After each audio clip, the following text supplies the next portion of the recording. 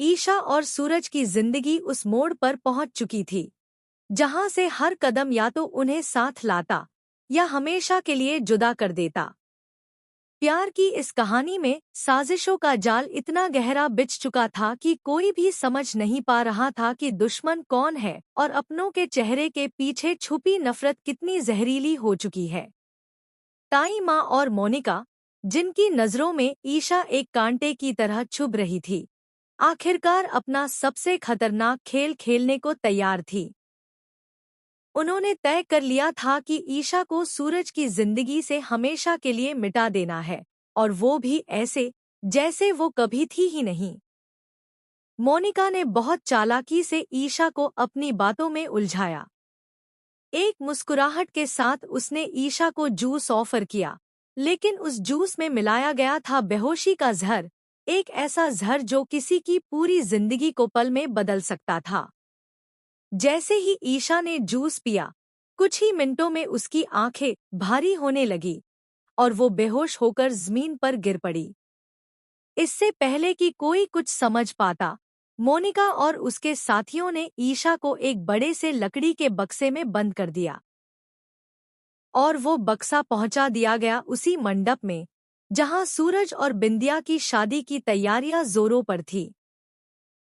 शादी का माहौल था, सब कुछ सज रहा था, लेकिन किसी को क्या पता था कि उसी मंडप में एक जिंदा इंसान तिल-तिल कर मरने की कगार पर है। मोनिका ने उस बक्से को एक म्यूजिक बॉक्स की तरह सजवा दिया और उसके ऊपर रखवा दिया गया एक साउंड सिस्टम, जिसमें इलेक्ट्रिक तार जुड़े थे। लेकिन अचानक कुछ गड़बड़ी हुई और वह तार शॉर्ट सर्किट होकर स्पार्क करने लगे। इसी के साथ हुआ एक जोरदार ब्लास्ट। हर कोई डर से चिल्ला उठा। ब्लास्ट की आवाज के साथ ही मोनिका अचानक चिल्लाई, उस बक्से में ईशा है। जैसे ही यह आवाज सूरज के कानों में पड़ी, उसका दिल दहल गया। बिना कुछ सोचे समझे वो दौड़ पड़ा उस बक्से की ओर, जिसे अब आग पकड़ने लगी थी। भीड़ उसे रोकने की कोशिश कर रही थी, लेकिन सूरज ने किसी की नहीं सुनी। उसने किसी तरह बक्सा खोला और वहां बेहोश पड़ी ईशा को बाहर खींचा। उसके शरीर पर जलने के निशान थे और उसकी सांसें कमजोर होती जा रही थी। गुस्से और दर्द से भरे सूरज ने ईशा को होश में लाने की कोशिश की, लेकिन जैसे ही ईशा ने आंखें खोली, सूरज ने उसे खरी खोटी सुनाना शुरू कर दिया। तुम हर जगह दखल क्यों देती हो? क्यों आती हो बार बार मेरी जिंदगी में तूफान बनकर?